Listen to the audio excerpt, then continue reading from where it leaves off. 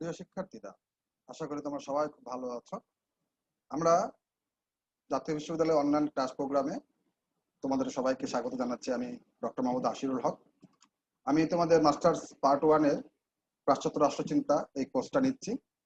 ইতিমধ্যে আমি তোমাদের সঙ্গে 4টা ক্লাস করেছি। আজকে আমাদের 5ম ক্লাস। তো তোমাদের সবাইকে আবার স্বাগত জানিয়ে আমি আমার পাওয়ার পয়েন্ট প্রেজেন্টেশনের মাধ্যমে ক্লাসটা শুরু করছি। আশা করি তোমরা শেষ পর্যন্ত আমার সঙ্গে থাকবে এবং তোমাদের যদি কোনো প্রশ্ন থাকে আমার এই ক্লাস সম্পর্কে তোমরা আমাকে ইমেল করতে পারো। একদম প্রথম স্লাইডে আমি আমার ইমেল নাম্বারটা দিয়ে দিব। আমি আশা করি তোমাদের যদি প্রশ্ন থাকে ইনশাআল্লাহ তোমাদের প্রশ্নের উত্তরগুলো আমি ইমেলের মাধ্যমে তোমাদেরকে দেওয়ার চেষ্টা করব। আমরা শুরু করছি।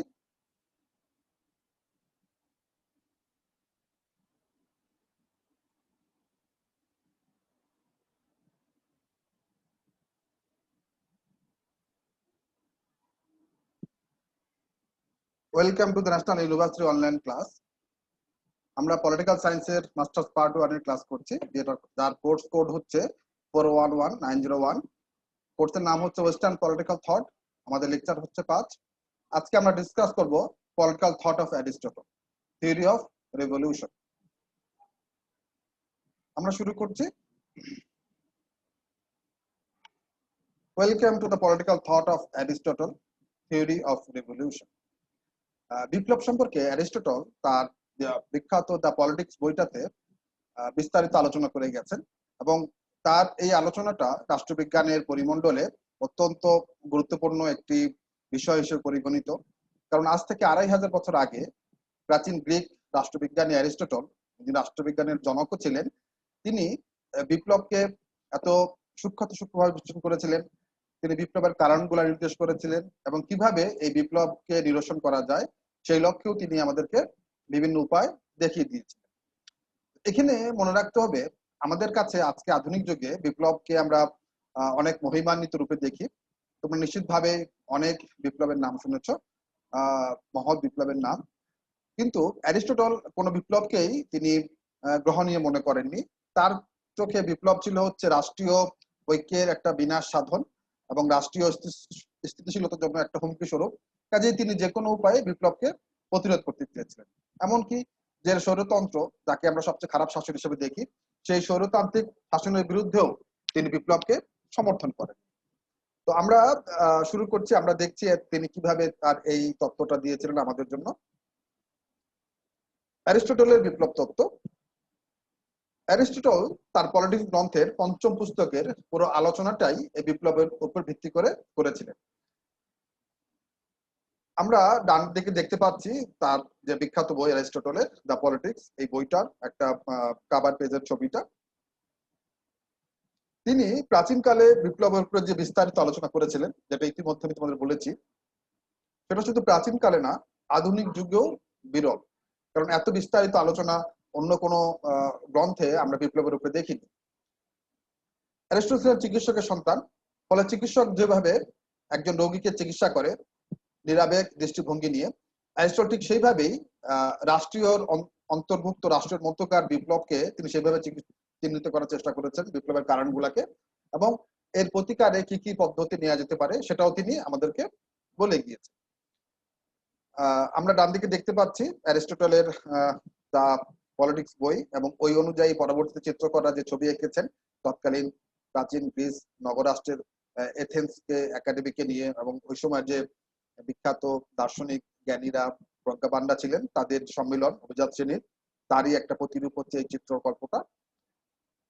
এখানে এসি বার্কার অ্যারিস্টটলের বিপ্লব তত্ত্ব নিয়ে যা বলছেন সেটা হচ্ছে, we have to suggest the politics likely to ensure the stability of constitution. That means তিনি বলতে চাচ্ছেন অ্যারিস্টটলের ভাষায় এটা, যে আমাদেরকে রাষ্ট্রের স্টেবিলিটিটা নিশ্চিত করতে হবে, কনস্টিটিউশনের স্টেবিলিটি নিশ্চিত করতে হবে, এবং কনস্টিটিউশন স্টেবিলিটি মানেই হচ্ছে রাষ্ট্রের স্টেবিলিটিটা নিশ্চিত করা, কালেকটিভলি এন্ড ইন্ডিভিজুয়ালি, ব্যক্তিগতভাবে এবং সমষ্টিগতভাবে, and to indicate the means which may best be employed to secure each particular constitution.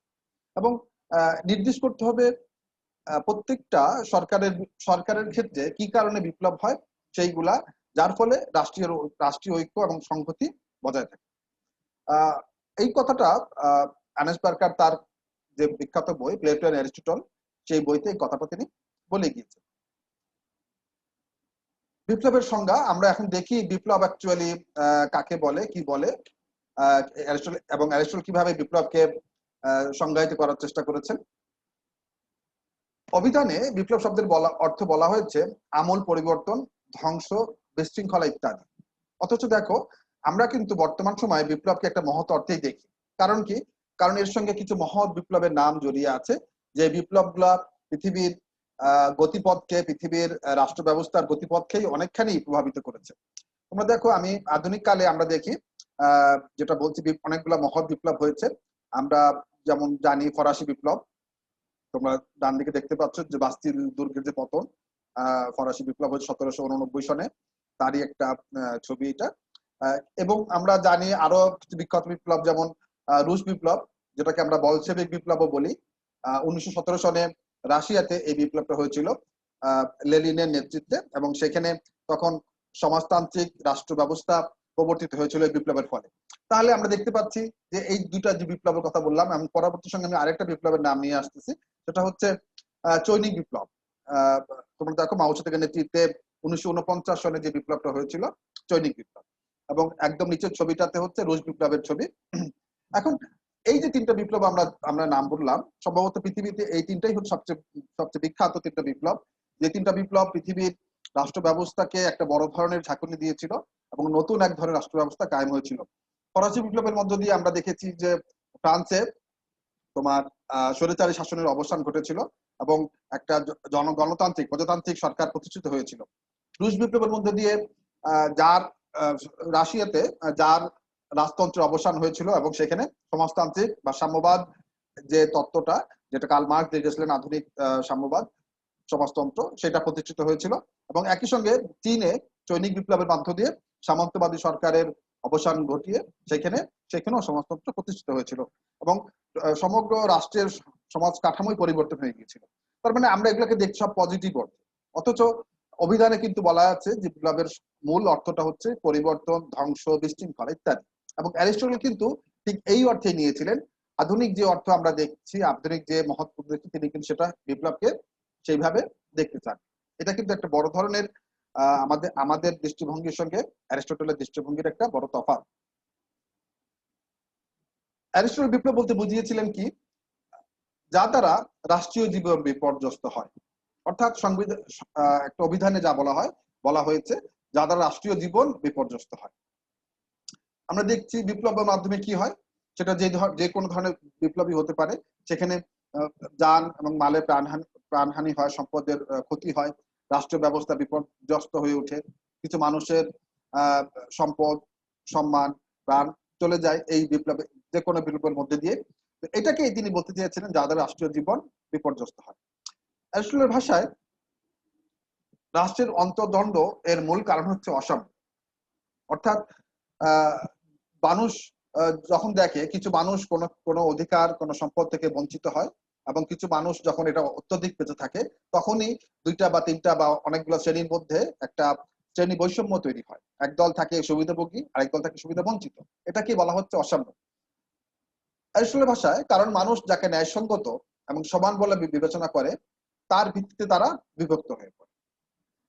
মানুষ স্বাভাবিক, বিপ্লব যখন করে মানুষ মনে করে যে এটা অন্যায় হচ্ছে, এবং সেই অন্যায়ের প্রতিকারের জন্যই তারা বিপ্লবে জড়িয়ে পড়ে।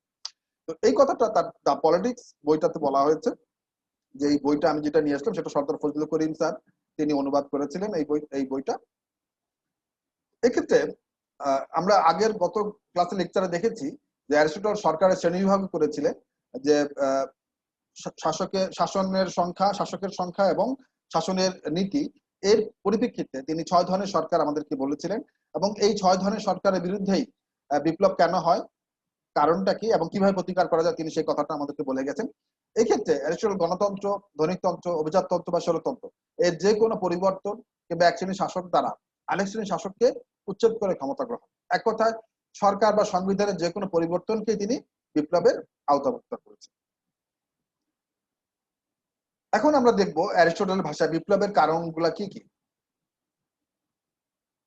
অ্যারিস্টটল বিপ্লবের কারণগুলো দুই ভাগে ভাগ করেছেন। একটা হচ্ছে সাধারণ কারণ, একটা হচ্ছে বিশেষ কারণ। সাধারণ কারণগুলা যে কোনো রকম সরকারের বিপক্ষেই হতে পারে, সেটা রাজতন্ত্র হোক বা স্বৈরতন্ত্র হোক, গণতন্ত্র হোক বা অভিজাততন্ত্র হোক, যে কোনো সরকারের বিপক্ষেই এটা এই কারণে বিপ্লব হতে পারে। আরেকটা হচ্ছে বিশেষ কারণ, অর্থাৎ বিশেষ বিশেষ সরকারের অধীনে কি কারণে বিপ্লব হতে পারে, সেটা হচ্ছে বিপ্লবের বিশেষ কারণ। সাধারণ কারণগুলি আবার 3 ভাগে ভাগ করেছেন অ্যারিস্টটল। প্রথমত, যে সমস্ত অবস্থায় বিপ্লবের উদ্ভব হয়, অসাময়িক বিপ্লবের মূল কারণ অ্যারিস্টটলের মতে যে যে সমস্ত অবস্থায় বিপ্লব হয় তার মধ্যে মূল কারণটাই হচ্ছে অসাম্য। অর্থাৎ এক দল যদি আরেক দল মানুষের থেকে ক্ষমতা, সম্পদ, প্রতিপত্তিতে অনেক বেশি উচ্চ স্তরে বা প্রতিপত্তিশালী হয়ে ওঠে, তখনই আরেক দল বঞ্চিত হওয়া শুরু করে, এবং এটাই হচ্ছে অসাম্য, এবং এটাই হচ্ছে বিপ্লবের মূল কারণ। দ্বিতীয় হচ্ছে বিপ্লবের লক্ষ্য সমূহ। খুব স্বাভাবিক, বিপ্লব যখন মানুষ জড়িয়ে পড়ে নিশ্চয়ই কিছু উদ্দেশ্য নিয়ে পড়ে, সেই উদ্দেশ্যটা হচ্ছে কিছু লাভ ও মুনাফার আকাঙ্ক্ষা, এবং এই কারণে এটা হচ্ছে বিপ্লবের অন্যতম প্রধান কারণ। তাহলে আমরা 2টা কারণ পেলাম সাধারণ কারণগুলোর ভিতরে, এবং লাস্ট যে কারণটা সেটা হচ্ছে প্রাথমিক অবস্থা সমূহ। এটা হচ্ছে জেনারেল কিছু conditions, irrespective of type of government, যে কোনো সরকার প্রকৃতি যাই থাকুক, এই সমস্ত কারণে বিপ্লব হতে পারে। কি কি সেটা? একটা হচ্ছে নির্যাতন। তোমার রাষ্ট্রে যদি এক দল, শাসক দল বা যারা ক্ষমতাশালী, তারা যদি অন্য কোনো দলকে, অন্য কোনো শ্রেণীকে কোনো না কোনো ভাবে নির্যাতন করে, তাহলে বিপ্লব হতে পারে বলে অ্যারিস্টটল বলেছেন। আমরা দেখি পৃথিবীর অনেক জায়গাতেই ঠিক এইভাবে বিপ্লব সংঘটিত হয়েছিল, বিপ্লবের সূত্রপাত হয়েছিল এইভাবেই। কোনো একটা গোষ্ঠীর প্রতি যখন তোমার অত্যধিক নিপীড়ন চলে, আমি উদাহরণ হিসেবে নিয়ে আসতে পারি খুব সাম্প্রতিককালের মার্কিন যুক্তরাষ্ট্রে তোমরা দেখেছো যে ব্ল্যাক লাইভস ম্যাটার হিসাবে একটা আন্দোলন গড়ে উঠেছে। তার মূল কারণটা হচ্ছে কি? নির্যাতন। আমরা দেখেছি পরপর কিছু ব্ল্যাক ব্যক্তিকে শ্বেতাঙ্গরা, তারা শ্বেতাঙ্গ পুলিশ, বিশেষ করে ক্ষমতাসীনরা, তারা হত্যা করেছে, যে কোনো কারণেই হোক হত্যা করেছে, এবং এই জিনিসটা ব্ল্যাক পিপলরা তারা সহজভাবে নেয়নি।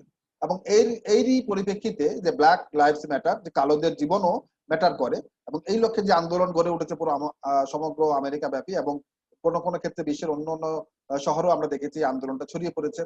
তো এই যে যেটা বলবো সেটা হচ্ছে নির্যাতন। নির্যাতনের ফলে কিন্তু মানুষ বিক্ষুব্ধ হয়ে ওঠে এবং কোনো না কোনো আন্দোলনে জড়িয়ে পড়ে, এবং পরবর্তীতে হয়তো সেটা অনেক বড় হয়ে একটা বিপ্লব হয়ে ওঠে। দ্বিতীয় হচ্ছে ভীতি।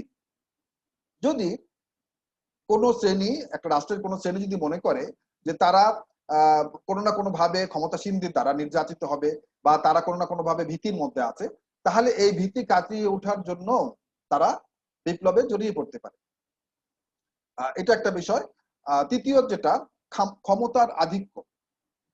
রাষ্ট্রের মধ্যে যারা ক্ষমতাসীন আছে তারা যদি এমন হয় যে তারা অত্যধিক ক্ষমতাসীন হয়ে যায়, অত্যধিক ক্ষমতা তাদের হাতে কুক্ষিগত হয়ে যায়, বিশেষত যে রাষ্ট্রগুলোতে অনেক জাতি বা অনেক শ্রেণী গোষ্ঠীর বাস, সেক্ষেত্রে যদি কোনো একটা জাতি গোষ্ঠী অনেক বেশি ক্ষমতাসীন হয়ে যায়, তখন খুব স্বভাবতই যারা ক্ষমতা তাদের নাই বা যারা ইনফেরিয়র হয়ে যায়, তারা ওই ক্ষমতাসীনদের দ্বারা নির্যাতিত হওয়া শুরু করে, এবং আলটিমেটলি সেটা বিপ্লবের দিকে গড়ায়। এবং এই ক্ষেত্রে আমি উদাহরণ হিসেবে নিয়ে আসতে পারি আমাদের 1971 সনের মুক্তিযুদ্ধকে। আমরা বলতে পারি যে ওই সময় পাকিস্তান রাষ্ট্রে মূল 2টা জাতি ছিল, একটা হচ্ছে বাঙালি জাতি, আর একটা হচ্ছে পশ্চিম পাকিস্তান জাতিগোষ্ঠীগুলা, অনেকগুলো জাতিগোষ্ঠী তারা, কিন্তু আমি একত্রিত ভাবে ধরছি। এবং তারা ছিল, সমস্ত কিছু ছিল তাদের কুক্ষিগত। তুমি সরকার থেকে শুরু করে অর্থনৈতিক ক্ষমতা থেকে শুরু করে সমস্ত কিছু। ফলে আমরা ছিলাম অনেক বেশি ইনফেরিয়র, অনেক বেশি নির্যাতিত। এই যে ক্ষমতার আধিক্য, পশ্চিমা শাসক গোষ্ঠী, পশ্চিমা জাতিগোষ্ঠীর হাতে অত্যাধিক ক্ষমতা, আর আমাদের হাতে একদম কম ক্ষমতা। ফলে এই যে অবস্থা, এই অবস্থানের কারণে কিন্তু বিপ্লব হতে পারে, যেটা আমরা 1971 সনের মুক্তিযুদ্ধের মধ্য দিয়ে, মহান মুক্তিযুদ্ধের মধ্য দিয়ে আমরা দেখেছি যে এটা অ্যাকচুয়ালি এভাবেই বিপ্লবটা, আন্দোলনটা বিপ্লবে পর্যবেসিত হয়েছে। তোমরা ডানে নিচে ছবি দেখতে পাচ্ছ যে একদিকে হচ্ছে বিখ্যাত যে গালিভার, তোমরা নিশ্চয়ই নাম শুনেছ, গালিভার এন্ড লিলিপুট। গালিভার এককভাবে সবার থেকে শক্তিশালী, কিন্তু লিলিপুটরা যদি সবাই একত্রিত হয়ে যায়, দেন তারা কিন্তু গ্যালিভারের থেকে শক্তিশালী হয়ে উঠতে পারে। ওয়েল, এটা একটা সিম্বলিক পিকচার, জাস্ট বোঝানোর জন্য যে ক্ষমতার আধিক্য যদি হয়ে যায় তাহলে বিপ্লব হতে পারে। এরপরে হচ্ছে ঘৃণামূলক মনোভাব। যদি এমন হয় যে রাষ্ট্রের কোন জনগোষ্ঠী অন্য কোন জনগোষ্ঠীর দ্বারা ঘৃণার সম্মুখীন হয়, তখনও কিন্তু তারা বিপ্লব করতে পারে, বিপ্লবে জড়িয়ে পড়তে পারে। আমরা হেড ক্রাইম বলি, তোমরা দেখবে যেটা ইউরোপে, আমেরিকাতে এটা অনেকটাই ছড়িয়ে পড়েছে, যে হেড ক্রাইম, বিশেষ করে মুসলিমদের বিপক্ষে এই ক্রাইমটা অনেক বেড়ে গেছে সাম্প্রতিক কালে। এবং আমি যে একটু আগে বললাম যে কালোদেরকে ব্ল্যাক লাইভস ম্যাটার যে আন্দোলনটা, সেটাও কিন্তু অনেকটা ঘৃণামূলক মনোভাব থেকে। হোয়াইট পিপলরা সবসময় ব্ল্যাকদেরকে নিচু চোখে দেখেছে বা নিচু চোখে দেখে। ইনফ্যাক্ট শুধু ব্ল্যাক না, তারা হোয়াইট ছাড়া অন্য সমস্ত জাতিগোষ্ঠীগুলাকে, আমাদেরকে এশিয়ানদেরকেও তারা ব্ল্যাক হিসাবেই ট্রিট করে এবং আমাদেরকে তারা নিচু চোখে দেখে। এই থেকেও কিন্তু তোমার বিপ্লবের সূত্রপাত ঘটতে পারে। পঞ্চমত, আগ্রাসন। যদি ক্ষমতাসীনরা অত্যধিক ভাবে তোমার আগ্রাসনমূলক মনোভাব দেখায় অন্য অন্য জাতিগোষ্ঠীগুলা বা অন্য অন্য শ্রেণী বা জনগণের উপরে, তখনও বিপ্লব হতে পারে। খুব একটা ফানি একটা ছবি আমার উপরে ডান দিকে আমরা দেখতে পাচ্ছি, যে বাচ্চাদের ক্ষেত্রে দুইটা বাচ্চা, যদিও এটা খুব একটা ইনোসেন্ট ছবি বাচ্চাদের ক্ষেত্রে, কিন্তু ইউজুয়ালি আমরা যদি এটা একটু বড় আকারে চিন্তা করি রাষ্ট্রীয় ক্ষেত্রে, ঠিক এইভাবেই ক্ষমতাসীনরা যারা জনগণ থাকে বা যারা অন্য ক্ষমতাহীন জনগোষ্ঠী থাকে, তাদেরকে এইভাবেই তারা চেপে ধরে আগ্রাসনের মাধ্যমে। এর ফলেও কিন্তু বিপ্লব হতে পারে। ষষ্ঠত, তদবির ও ষড়যন্ত্র। রাষ্ট্রের যারা শাসক গোষ্ঠী থাকে, তারা যদি এমন হয় যে ক্ষমতা লোভী হয়ে ওঠে, ক্ষমতাসীনদের মধ্যেও কিন্তু অনেক দলাদলি এবং অনেক ষড়যন্ত্র থাকে, এক পক্ষ আরেক পক্ষকে হটিয়ে ক্ষমতায় যাওয়ার জন্য বিপ্লব শুরু করতে পারে। বিশেষত আমরা দেখেছি রাজতান্ত্রিক সরকারগুলোতে এটা অনেক বেশি হয়। আমরা যদি ভারতবর্ষের বিখ্যাত মোগল সাম্রাজ্যের দিকে তাকাই, আমরা দেখব যে প্রতিনিয়তই সম্রাটের অন্তপুরে, রাজ অন্তপুরে ক্ষমতার সিংহাসনের দাবিদার হয়ে রাজপুত্ররা সবসময় লড়াইতে নিয়োজিত ছিল। এবং এমনও দেখেছি যে ক্ষমতায় গিয়ে ভাই তার অপর ভাইকে ক্ষমতা থেকে বঞ্চিত করার জন্য বা তার পদকে নিষ্কণ্টক করার জন্য তাকে হত্যা করেছে, তাকে জেলে দিয়েছে, চোখ উপড়ে নিয়েছে ইত্যাদি। অ্যারিস্টটলের ভাষায় হরিয়াতে নির্বাচন থেকে লটারিতে যাওয়ার মাধ্যমে পরিবর্তন বা বিপ্লব ঘটেছিল। এই পরিবর্তন কারণ নাগরিকরা দেখতে পেল যে নির্বাচনের সকল প্রার্থী হচ্ছে তারা যারা সবচাইতে প্রচারে দক্ষ। তৎকালীন প্রাচীন গ্রিসের একটা অঞ্চল ছিল হরিয়া। সেখানে যখন দুই পক্ষের মধ্যে ক্ষমতা যাওয়ার জন্য প্রতিদ্বন্দ্বিতা শুরু হয়েছিল এবং যখন দেখা গেল এখান থেকে উত্তরণের কোনো উপায় নেই, তখন তারা কি করলো, লটারিতে গিয়েছিল। কিন্তু এই সময় নাগরিক যদি খেয়াল করে দেখলো যে নির্বাচনের যারা ক্যান্ডিডেট প্রার্থী, তারা হচ্ছে কারা, যারা সবচেয়ে বেশি প্রচার করতে দক্ষ, যারা সবচেয়ে বেশি প্রচার করতে পারে। এখন একটা মানুষ যদি ভালো প্রচার করতে পারে, তার মানে এই না যে সে সবচেয়ে বেশি যোগ্য বা সে সবচেয়ে বেশি সৎ প্রার্থী। প্রচার এক জিনিস আর দক্ষতা যোগ্যতা অন্য জিনিস। কিন্তু আমরা দেখি, এখনো দেখি যে যে বেশি প্রচার করতে পারে, যে যার নিজের ঢাক বেশি পেটাতে পারে, সেই মানুষের সামনে চলে আসে বেশি এবং সেই নির্বাচিত হওয়ার সুযোগটা বেশি পায়। হ্যাঁ, তো এই যে বিষয়টা, এই জনগণ সেটাকে মেনে নেয়নি বা সেটাকে তারা ভালোভাবে নেয়নি, ফলে হারিয়াতে বিপ্লব হয়েছিল এই এই অবস্থার নিরসনের জন্য। সাত হচ্ছে সতর্কতার অভাব। সতর্কতার অভাবটা কি?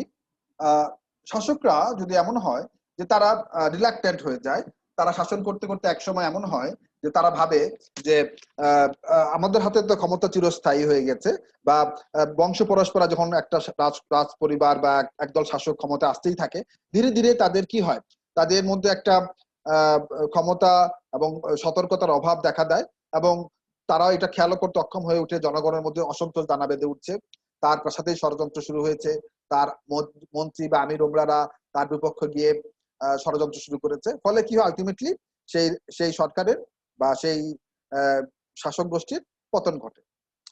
এখানে আমরা একটু মনে করতে পারি ইবনে খালদুন তিনি একটা বিখ্যাত তত্ত্ব দিয়ে গিয়েছিলেন যে একটা শাসন সাধারণত 300 বছর টিকে থাকতে পারে। 300 বছর পরে আলটিমেটলি সেই শাসনটা শেষ হয়ে যায়, নতুন আরেক বংশ বা নতুন আরেক ধরনের শাসন আসে। কারণ শেষের দিকে তারা সতর্কতার অভাব দেখা দেয় তাদের ভিতরে, যেটা আমরা দেখেছি পরাক্রমশালী মোগল সম্রাটদের ক্ষেত্রে, যে তারা একসময় কি বিপুল বিক্রমে রাজত্ব করেছে ভারতবর্ষে, কিন্তু শেষের দিকে আমরা দেখেছি যে তারা ব্রিটিশদের কাছে এবং খুব নগণ্য সংখ্যক ব্রিটিশদের কাছে তারা পরাজিত হয়েছে। হ্যাঁ, তো এটা হচ্ছে সতর্কতার অভাব। এরপরে অদৃশ্যপ্রায় ক্রম পরিবর্তন। ঠিক এটা আগেরটার সঙ্গে অনেকটা মিল আমরা দেখতে পাই, যে একটা শাসন যখন দীর্ঘদিন থাকে, ধীরে ধীরে তার কিছু না কিছু পরিবর্তন হতে থাকে। আমরা সাধারণ এটা বলি সংবিধানের পরিবর্তন। যেমন আমরা 1972 সনে যে সংবিধান আমরা প্রণয়ন করেছিলাম বাংলাদেশের জন্য, সেই সংবিধান কিন্তু আগের জায়গায় নেই। আমরা ওখান থেকে অনেকগুলা সংশোধনীর মাধ্যমে অনেকগুলা পরিবর্তন নিয়ে আসছি। পৃথিবীর প্রত্যেকটা সংবিধানই কিন্তু এভাবে পরিবর্তিত হয়ে যায়। তো এটাকেই এরিস্টটল বলছেন যে অদৃশ্যপ্রায় ক্রম পরিবর্তন, যেটাকে দেখা যায় না কিন্তু ধীরে ধীরে পরিবর্তন হয়ে যায়, এবং এটাকেও তিনি বিপ্লবের ক্রাইটেরিয়াতে ফেলেছেন। 9 হচ্ছে বৈসাদৃশ্য, বর্ণ ও জাতিগত পার্থক্যের জন্য বিপ্লবের সূচনা হতে পারে। এই ক্ষেত্রে আমরা বলতে পারি যে আমাদের 1971 সনে মুক্তিযুদ্ধ আবার আমি নিয়ে আসবো। 1947 সনে যখন ভারত ইন্ডিয়া ভাগ হয়ে দুটো রাষ্ট্র হলো, একটা ভারত, একটা তোমার পাকিস্তান, এবং পাকিস্তানের যে দুটো অংশ ছিল, একটা পূর্ব পাকিস্তান, একটা পশ্চিম পাকিস্তান। তো পূর্ব পাকিস্তান আমরা হচ্ছে বাঙালি জাতি ছিলাম, আর পশ্চিম পাকিস্তান অনেকগুলো জাতিতে বিভক্ত ছিল। তো বর্ণ জাতিগত পার্থক্য কিন্তু 1971 সনের আমাদের মুক্তিযুদ্ধের পিছনে একটা অন্যতম বড় কারণ। কারণ আমাদের ভিতরে ধর্ম ছাড়া আর অন্য কোথাও না ভাষায়, না খাদ্যাভ্যাসে, না জীবনযাপনে কোথাও কোনো কিন্তু মিল ছিল না। তো এই যে বিষয়টা, এটা একটা বড় বিষয় হয়ে দাঁড়িয়েছিল। এরপরে আমরা দেখছি যেটা বলে নিচ্ছি একটু আগে, এইগুলোই হচ্ছে বিপ্লবের প্রধান কারণ। এছাড়াও আরো কিছু কারণে বিপ্লব হতে পারে বলে অ্যারিস্টটল অভিমত দিয়েছেন, যেটা সাধারণ কারণের মধ্যে পড়বে। ভৌগোলিক অনৈক্য, যেমন 1947 সালের পাকিস্তান রাষ্ট্রের জন্ম, যেটা আমি ইতিমধ্যে বলে ফেলেছি, যে তোমরা ছবিটি দেখতে পাচ্ছ যে ভারতবর্ষ পুরোটা, এবং এইটাকে ভেঙে 1947 সনে দুটো রাষ্ট্র হলো, একটা হচ্ছে ওয়েস্ট পাকিস্তান, একটা হচ্ছে ইস্ট পাকিস্তান। এবং দেখো তোমরা মাঝখানে প্রায় 1000 মাইল ডিস্টেন্স, এবং এই ডিস্টেন্সটা হচ্ছে ইন্ডিয়া। তো এইরকম একটা ভৌগোলিক অনৈক্য যদি একটা রাষ্ট্রের মধ্যে থাকে, যার কোনো ল্যান্ড কানেকশন নাই, সেক্ষেত্রে বিপ্লব হওয়াটা খুব স্বাভাবিক, এবং এটা হতেই পারে। যেটা সবচেয়ে বড় উদাহরণ হচ্ছে 1971 সনের আমাদের মুক্তিযুদ্ধ। এরপরে প্রেম ঘটিত, খুব মজার একটা কারণ, প্রেম ঘটিত। এই কারণে বিপ্লব ঘটতে পারে। যেমন অ্যারিস্টটল দেখিয়েছেন যে সাইরাকাসে একজন মেয়েকে পাওয়ার জন্য দুইজন পুরুষের মধ্যে দ্বন্দ্ব শুরু হয়, এবং তা বিপ্লবের দিকে গড়ায়। ঠিক আছে। এরপরে নেতৃস্থানীয়দের মধ্যে বিরোধ। আমি দুঃখিত যে বানানটি একটু ভুল আসছে, বিরোধ হবে, রয়কার হবে। নেতৃস্থানীয়দের মধ্যে বিরোধ, যারা শাসন ক্ষমতায় আছে তারা যদি কোনো কারণে, কোনো ইস্যু নিয়ে, কোনো নীতি নিয়ে দ্বন্দ্বে জড়িয়ে পড়ে, সেক্ষেত্রে দেখা যায় তাদের কারণে জনগণ দুই ভাগে বিভক্ত হয়ে যায়, এবং বিভক্ত হয়ে তারা পারস্পরিক যুদ্ধে জড়িয়ে পড়ে, এবং তারা এটা আলটিমেটলি বিপ্লবের দিকে করায়। তোমাদেরকে আমি মনে করে দিচ্ছি, তোমরা একটু মনে করো যে মার্কিন যুক্তরাষ্ট্রের গৃহযুদ্ধের কথা। যখন মার্কিন যুক্তরাষ্ট্রের উত্তর এবং দক্ষিণের রাজ্যগুলো দুই ভাগে বিভক্ত হয়ে গিয়েছিল বিভিন্ন বিভিন্ন নীতিগত পার্থক্যের কারণে, এবং তার মধ্যে অন্যতম প্রধান একটা ইস্যু ছিল যে দাস প্রথা টিকে থাকবে না থাকবে না। এবং আমরা জানি আমেরিকার অন্যতম বিখ্যাত প্রেসিডেন্ট আব্রাহাম লিঙ্কন, তিনি দক্ষিণের পক্ষ নিয়ে দাস প্রথাকে নিরসন করার একটা লক্ষ্য ছিল, অন্যতম লক্ষ্য, এবং তারা তিনি যুদ্ধে নেতৃত্ব দিয়েছিলেন এক পক্ষে, এবং তারা যুদ্ধে জয়ী হন, এবং আমেরিকা থেকে দাস প্রথা আইনগতভাবেই নিষিদ্ধ হয়ে যায়। তো এই যে আমি বলতে চাচ্ছি যেটা, সেটা হচ্ছে নেতৃস্থানীয়দের মধ্যে যদি বিরোধ তৈরি হয়, তখনও কিন্তু বিপ্লব হতে পারে। সিম্বলিক একটা ছবি দেখো, দাবার বোর্ড, যারা ক্ষমতাসীন থাকে তাদের মধ্যে যদি এটা হয়, দ্বন্দ্ব তৈরি হয়, তখন বিপ্লব হতে পারে। এরপরে সরকারের মধ্যকার অন্তর্দ্বন্দ্ব। সরকারের মধ্যে যদি অন্তর্দ্বন্দ্ব থাকে, একদল মন্ত্রীর সঙ্গে আরেক দল মন্ত্রীর, কিংবা একদল ব্যক্তির সঙ্গে আরেক দল ব্যক্তির, হ্যাঁ, কিংবা সরকারের প্রধান যে থাকে তার সঙ্গে বাকিদের, তাহলেও কিন্তু বিপ্লব হতে পারে। 14 হচ্ছে গোষ্ঠী দ্বন্দ্ব। রাষ্ট্রের মধ্যে যদি অনেকগুলা গোষ্ঠী থাকে, এবং কিংবা একটা বা দুইটা প্রধান গোষ্ঠী থাকে, তাহলেও কিন্তু বিপ্লব হতে পারে যদি তাদের মধ্যে দ্বন্দ্ব থাকে। উদাহরণ হিসেবে আমি তোমাদের বলবো, তোমরা আমাদের পার্শ্ববর্তী শ্রীলঙ্কার দিকে তাকাও। দেখো শ্রীলঙ্কায় একসময় দীর্ঘ প্রায় 2 দশক তাদের মধ্যে একটা যুদ্ধ চলেছে। সেটা হচ্ছে শ্রীলঙ্কার সংখ্যাগরিষ্ঠ মানুষ হচ্ছে সিংহলি, আর এর বিপরীতে যেটা যুদ্ধটা হয়েছে গৃহযুদ্ধ, সেটা হচ্ছে তামিলদের সঙ্গে, তারা হচ্ছে সংখ্যালঘু। এবং এই যে তামিল এবং সিংহলি, তাদের মধ্যে দীর্ঘ 2 দশক ধরে যুদ্ধ হয়েছে, গৃহযুদ্ধের মতো। যদিও তামিলরা সংখ্যা অনেক কম ছিল, এবং আলটিমেটলি সিংহলীরা এবং শ্রীলঙ্কা সেনাবাহিনী সেই বিদ্রোহটাকে দমন করেছেন। সেটাও বেশ অনেক অনেক বছর হয়ে গেছে। কিন্তু এই যে দ্বন্দ্বটা, এই গোষ্ঠী দ্বন্দ্ব, সেটার কারণে কিন্তু বিপ্লব হতে পারে, যেটা আমরা দেখেছি শ্রীলঙ্কায় হয়েছিল, যদিও সেই বিপ্লবটা সফল হয়নি। গোষ্ঠীদ্বন্দ্বের ছবি দেখতে পাচ্ছি আমরা ডানে একদম নিচে। তাহলে আমরা বিপ্লবের সাধারণ কারণগুলো শেষ করলাম। এবারে আমরা যাব বিপ্লবের বিশেষ কারণ। বিশেষ কারণটা কি? বিশেষ কারণ হচ্ছে যদি তো আমরা জানি যে সরকারের অনেকগুলো রূপ আছে, অনেক 6 ধরনের সরকারের অ্যারিস্টটল বিভক্ত করেছেন সমস্ত সরকারগুলোকে। তো এই সরকারগুলোর বিরুদ্ধে যে কারণে বিপ্লব হয় সেটাকে তিনি বিপ্লবের বিশেষ কারণ হিসেবে চিহ্নিত করেছেন। প্রথমত রাজতন্ত্র। রাজতন্ত্রে কেন বিপ্লব হয়? দেখো, রাজতন্ত্রে বিপ্লব হয় রাজ পরিবারের আভ্যন্তরীণ বিরোধ, দ্বন্দ্ব ও কলহের ফলে বিপ্লবের সূচনা হয়। সাধারণত সমস্ত রাজ পরিবারই আমরা দেখেছি যখনই পরবর্তী রাজা কি হবে বা যে রাজা আছে তাকে মেনে না নিয়ে অন্য কেউ রাজার দাবিদার হয়ে ওঠে এবং তখন রাজ অন্তপুরে শুরু হয়ে যায় দ্বন্দ্ব, শুরু হয়ে যায় দলাদলি যে কে কার পক্ষ নিবে এবং তার পরিপ্রেক্ষিতে পরবর্তী শাসক কে হবে। এই যে দ্বন্দ্বটা, এই যে বিরোধটা, এর ফলেও কিন্তু বিপ্লবের সূচনা হয়। দ্বিতীয়ত স্বৈরতন্ত্র কেন হয়? আমরা দেখছি ডানের নিচের ছবিটা হিটলারের ছবি, একটা সিম্বলিক ছবি যে স্বৈরতন্ত্র প্রতিভূ ছিলেন তিনি। স্বৈরতন্ত্রে শাসক শ্রেণী জনগণের উপর চরম অত্যাচার ও নির্যাতন চালায়, ফলে জনগণ অতিষ্ঠ হয়ে বিপ্লবের মাধ্যমে সরকার পরিবর্তন করে। সাধারণত স্বৈরাচারী সরকারগুলো তাই হয়, তারা জনগণকে অত্যধিক শোষণ করা শুরু করে। আমরা পৃথিবীতে এরকম অনেক স্বৈরাচারী সরকারের দেখেছি, যেমন ইরাকের সাদ্দাম হোসেন, লিবিয়ার গাদ্দাফি ইত্যাদি, এবং যাদের স্বৈরাচারী শাসনের ফলে একসময় জনগণ অতিষ্ঠ হয়ে যায় এবং তাদেরকে পরিবর্তন করার জন্য বিপ্লব সংগঠিত করে। তৃতীয়ত অভিজাততন্ত্র। সেখানে কেন বিপ্লব হয়? অভিজাততন্ত্রে বিপ্লব হয় রাষ্ট্রীয় সম্মান মুষ্টিমেয় ব্যক্তির কাছে থাকে, ফলে শাসকের মধ্যে হিংসা বিদ্বেষের জন্ম হয় এবং পরবর্তীতে বিপ্লবের কারণ হয়। যেহেতু অভিজাততন্ত্রই হচ্ছে মুষ্টিমেয় কিছু ব্যক্তির শাসন যারা অভিজাত, কিন্তু তাদের একসময় তাদের হাতে যে রাষ্ট্রের সমস্ত সম্মান এবং ক্ষমতা কর্তৃত্ব থাকে, এই ফলে তাদের মধ্যে দ্বন্দ্ব শুরু হয়, হিংসা শুরু হয় যে কার কাছে বেশি ক্ষমতা, কার বেশি প্রতিপত্তি, এবং এই থেকেই পরবর্তীতে সেখানে বিপ্লব সূচিত হয়। এরপরে ধনিকতন্ত্র। ধনিকতন্ত্র মানে কি? ধনিকতন্ত্র আমি আগে ক্লাসে বলেছি, তোমাদের তবু একটু মনে করে দিচ্ছি যারা আগে ক্লাসে দেখতে পারোনি বা পার্টিসিপেট করতে পারোনি। ধনিকতন্ত্র মানে হচ্ছে যখন রাষ্ট্রের শাসন ব্যবস্থা মুষ্টিমেয় কিছু ধনিকের কাছে কক্ষিগত হয়ে পড়ে, সেটাকে আমরা বলছি ধনিকতন্ত্র। তো ধনিকতন্ত্রে কি হয়?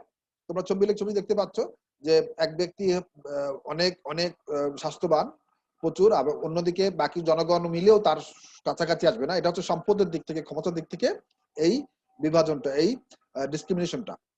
তো ধনিকতন্ত্র হয় বিপ্লব কারণ হচ্ছে মুষ্টিমেয় ব্যক্তিবান ব্যক্তি শাসন ক্ষমতায় গিয়ে আরো বিত্ত সংগ্রহের জন্য জনগণের উপর শোষণ করা শুরু করে, ফলে জনগণ বিদ্রোহী হয়ে ওঠে। আমরা জানি যে মানুষের ধনলিপ্সার কোনো শেষ নেই, যার যত টাকা, যার 1000 কোটি টাকা, সে আরো 1000 কোটি টাকা চায়, ফলে স্বাভাবিকভাবেই তারা আরো ধনী হওয়ার জন্য জনগণকে শোষণ শুরু করে এবং ফলে জনগণ বিদ্রোহী হয়ে ওঠে এর বিপক্ষে। গণতন্ত্রে কেন বিপ্লব হয়? গণতন্ত্র হয় গণতন্ত্রে অধিক জনপ্রিয় নেতাদের স্বেচ্ছাচারী মনোভাবের ফলে ধনী ও গরিবের মধ্যে দুস্তর ব্যবধান তৈরি হয় এবং পরবর্তীতে তা বিপ্লবের কারণ হয়ে ওঠে। আমরা দেখি গণতান্ত্রিক শাসন ব্যবস্থা যেটা হয়, যেহেতু গণতন্ত্র জনগণের শাসন এবং পৃথিবীর সবচেয়ে বেশি অ্যাকসেপ্টেবল শাসন হচ্ছে গণতন্ত্র বর্তমান পৃথিবীতে, এবং এই অবস্থায় কোন কোন শাসক অত্যন্ত জনপ্রিয় হয়ে ওঠে এবং হয়ে গেলে তাদের মধ্যে এক ধরনের স্বেচ্ছাচারী মনোভাবের তৈরি হয়, ফলে ধনী ও গরিবের মধ্যে দুস্তর ব্যবধান তৈরি হয়ে যায় এবং পরবর্তীতে সেটা বিপ্লবের কারণ হয়ে ওঠে। পলিটিতে কেন হয়? মনে করিয়ে দিচ্ছি একটু। পলিটি মানে হচ্ছে মধ্যবিত্তের শাসন। অ্যারিস্টটলের ভাষায় মধ্যবিত্ত শ্রেণী যখন শাসন ক্ষমতায় যায়, তারা একটা ব্যালেন্স করে দরিদ্র এবং ধনী এবং দরিদ্রদের মধ্যে। কিন্তু এই ক্ষেত্রে অ্যারিস্টটল তোমার এটাকে তিনি অ্যারিস্টটল এই ক্ষেত্রে তিনি এটাকে অ্যাকসেপ্ট করেননি। তিনি বলেছেন যে অধিক পলিটিতে যদি মধ্যবিত্ত শ্রেণী ক্ষমতায় থাকে, সাধারণত তারা দরিদ্র এবং ধনীদের মধ্যে শোষণ করে না। কিন্তু বিপ্লব কেন হবে? যখনই পলিটির মধ্যে গণতন্ত্রী ও ধনীতন্ত্রের মধ্যে যে সমন্বয় হয়, তার ত্রুটিপূর্ণ ভারসাম্যের ফলে এতে বিপ্লব সূচিত হয় অ্যারিস্টটলের মতে। যদি ভারসাম্যটা ইমব্যালেন্স হয়ে যায়, যেহেতু পলিটি মানেই হচ্ছে মধ্যবিত্ত শাসন, ফলে তারা দরিদ্র এবং ধনী অ্যারিস্টটলের ভাষায় গণতন্ত্রী এবং ধনিকতন্ত্রী এদের মধ্যে যে ব্যালেন্স তৈরি হওয়ার কথা ছিল সেটা যদি ত্রুটিপূর্ণ হয় কোনো কারণে, তাহলেই বিপ্লব সূচিত হয়। তাহলে এখন আমরা যাচ্ছি পরবর্তী অধ্যায়ে আমাদের, সেটা হচ্ছে বিপ্লব প্রতিরোধের উপায়। কিভাবে বিপ্লবটাকে প্রতিরোধ করা যেতে পারে। অ্যারিস্টটল বলছেন, বঞ্চিতের প্রতি অবিচার করা হচ্ছে, এই অনুভূতি যদি বিপ্লবের অন্যতম প্রধান কারণ, তাই তার নিবারণের অন্যতম প্রধান পন্থা হচ্ছে এই ধরনের অনুভূতির বিলোপ সাধন করা, এই ধরনের অনুভূতিগুলোকে শেষ করে দেয়া বা নিরসন করা। কিন্তু এটি কিভাবে করা যেতে পারে যার ফলে বিপ্লব আর হবে না? অ্যারিস্টটলের ভাষায় এই অ্যারিস্টটলের মতে এই পদগুলো হচ্ছে এরকম। প্রথমত, রাজ পরিবারের মধ্যে ঐক্য শৃঙ্খলা রক্ষা করা এবং রাজাকে আইনের প্রতি আনুগত্য প্রকাশ করে জনগণের জন্য নিঃস্বার্থভাবে দেশ শাসন করা। অর্থাৎ কেউ আইনের ঊর্ধ্বে না, সবাই আইনের অধীনে, এবং রাজা যদিও তিনিই আইন প্রণয়ন করেন, কিন্তু তিনিও যদি সেই আইনের প্রতি শ্রদ্ধাশীল হন এবং তিনিও যদি এটা মনে করে নেন যে আইনটা তার জন্য অ্যাপ্লিকেবল, তার জন্য প্রয়োগযোগ্য, তার উপরেও প্রয়োগযোগ্য, তাহলে জনগণের মধ্যে কি হবে? জনগণের মধ্যে একটা বোধ ভাব তৈরি হবে যে এইখানে আমরা কোনোভাবেই নিষ্পেষিত না বা শোষিত না, বা আমাদের এই শাসনটা স্বৈরাচারের নামান্তর না। ফলে ফলে যেটা হবে, জনগণ নিঃস্বার্থভাবে দেখবে যে শাসন তাদের জন্য রাজা শাসন করছে, এবং এইভাবেই রাজতন্ত্রে বিপ্লবকে নিরসন করা যেতে পারে। স্বৈরতন্ত্র কিভাবে যাবে? স্বৈরতন্ত্রে বিপ্লব দুইভাবে প্রতিরোধ করা যেতে পারে। এক, বাইরের শত্রুর ভয় দেখিয়ে। দুই, জনগণের সঙ্গে বন্ধুত্বপূর্ণ আচরণ করে। অ্যারিস্টটল বলতে চাচ্ছেন যে স্বৈরতন্ত্র মানেই তো হচ্ছে খারাপ শাসন, যে শাসনটা জনগণের কল্যাণে পরিচালিত না হয়ে নিজের কল্যাণে পরিচালিত হয়, সেটাই স্বৈর শাসন। এখন এই ক্ষেত্রে যেহেতু স্বৈর শাসন, কাজে জনগণের ন্যায্য বিচার বা ন্যায্য অধিকার পাওয়ার সুযোগটা আসলেই নেই। তো সেই ক্ষেত্রে মানুষের মধ্যে বিক্ষোভ আসবেই, মানুষের মধ্যে বিক্ষুব্ধ মনোভাব আসবেই।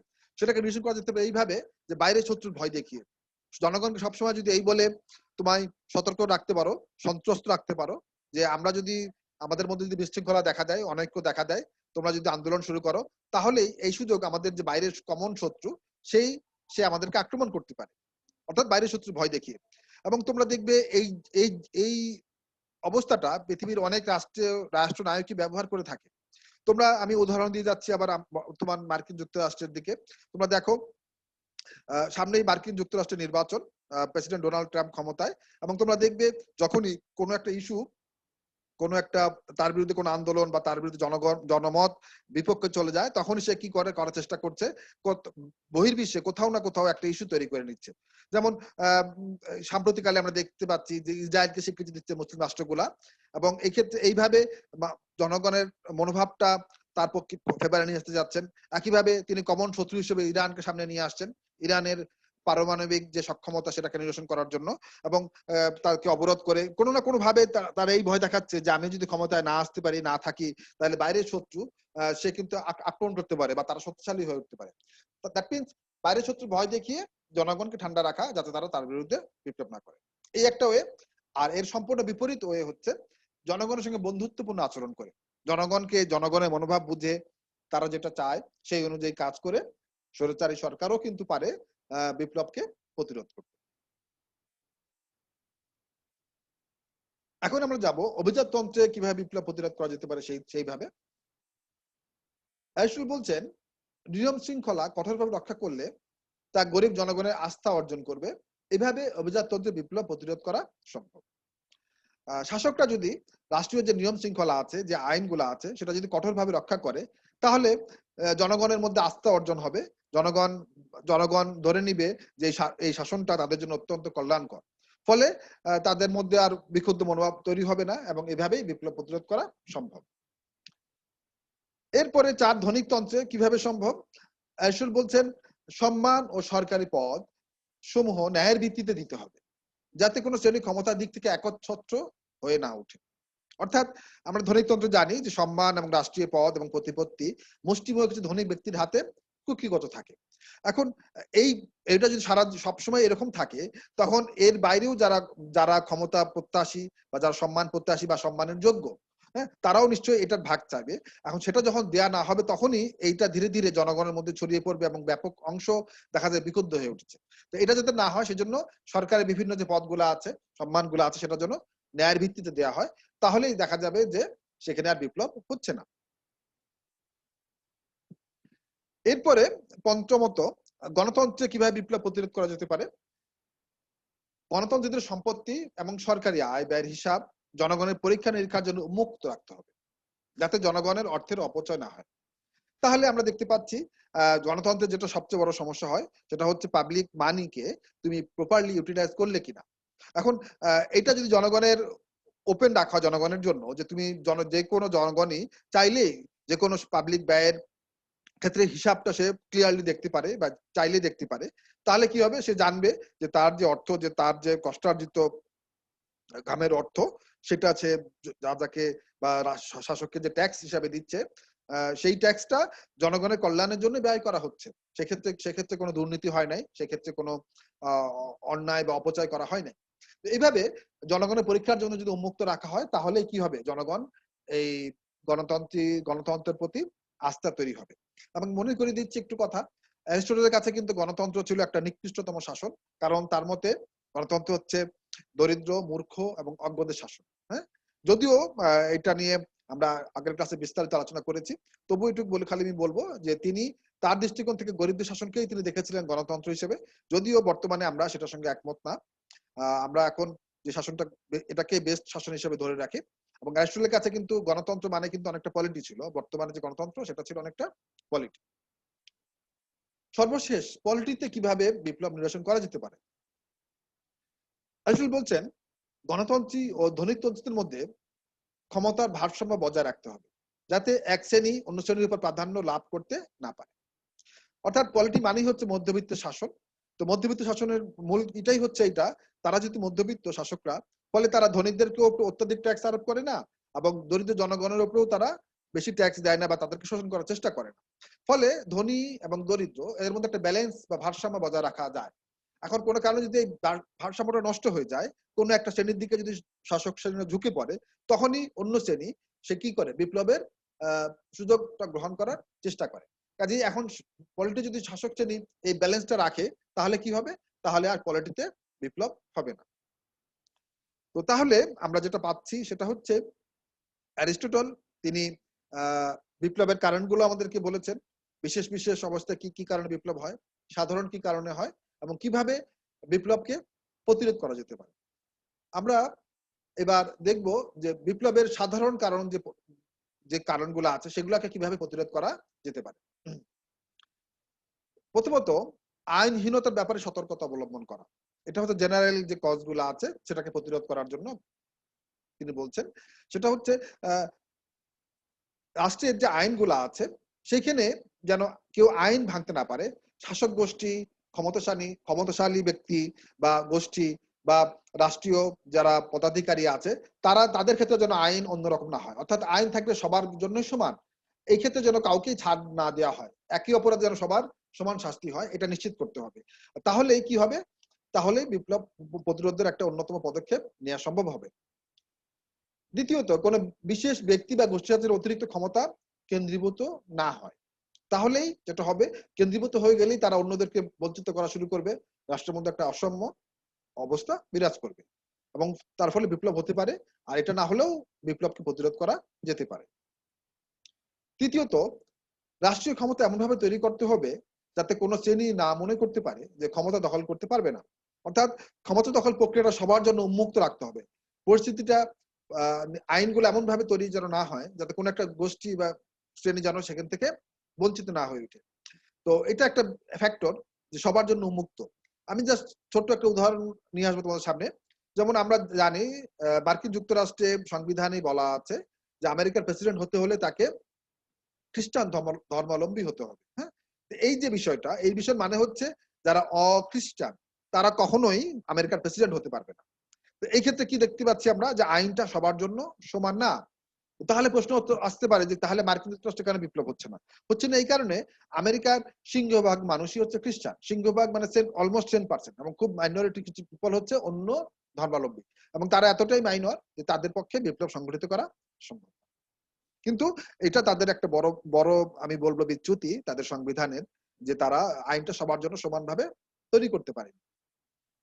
4 হচ্ছে সরকারি কর্মচারীদের দুর্নীতি প্রতিরোধ করা। সরকারি কর্মচারীরা যদি অত্যন্ত স্বেচ্ছাচারী হয়ে ওঠে, ব্যাপক দুর্নীতিতে নিমজ্জিত হয়ে যায়, তাহলে সাধারণত জনগণের মধ্যে একটা ব্যাপক ক্ষোভ তৈরি হয়। ফলে জনগণ একসময় বিক্ষুব্ধ হয়ে বিপ্লবে জড়িয়ে পড়তে পারে। ৫ হচ্ছে রাষ্ট্রীয় কোষাগারের অর্থ ও তার আয় ব্যয় জনগণের পরীক্ষার জন্য খোলা রাখা। যেটা আমরা আগে ইতিপূর্বে আলোচনা করেছি যে গণতন্ত্রের ক্ষেত্রে এটা বেশি বেশি দরকার।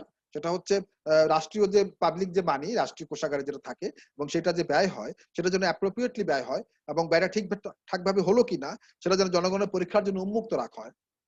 তাহলেই জনগণের মধ্যে তোমার জনগণের ভিতর থেকে ক্ষোভটা নিরসন করা সম্ভব হবে এবং বিপ্লব প্রতিরোধ করা সম্ভব হবে।